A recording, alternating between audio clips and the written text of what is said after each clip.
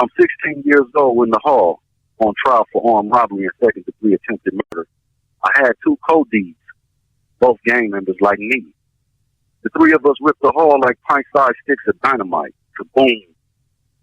Fist fights and gang activity got me and my homeboy separated. I pit stopped in a senior boys unit. Staff were bigger, meaner, and more aggressive towards boys.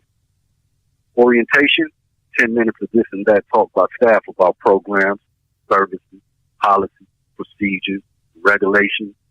I ain't have to listen, but I was cautioned to obey those in authority or get my scrawny ass kicked, locked down, personal property trash.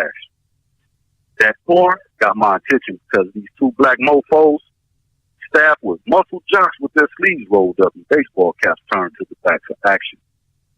I was poised for action as the day room flooded with boys for chow.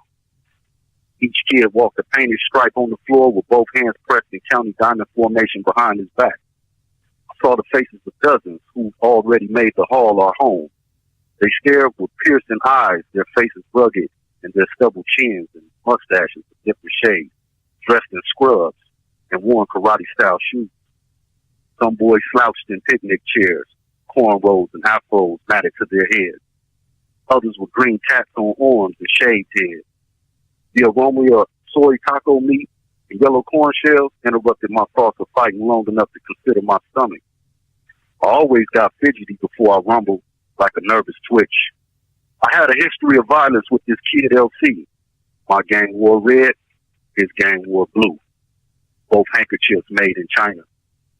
LC and me were mortal enemies in the street and the hall.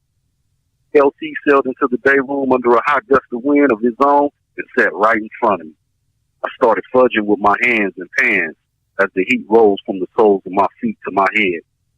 We traded dishes. Suddenly, we leapt to our feet and locked like two angry rams.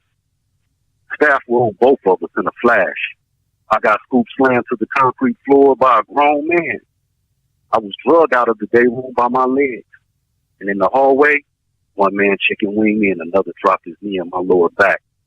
The other man called me all kinds of assholes and niggas as he matrix punched on my head. I could hear LC beg for mercy somewhere behind me. The officer of the day must have been twisting him because he was the only other staff in the unit. My body contorted.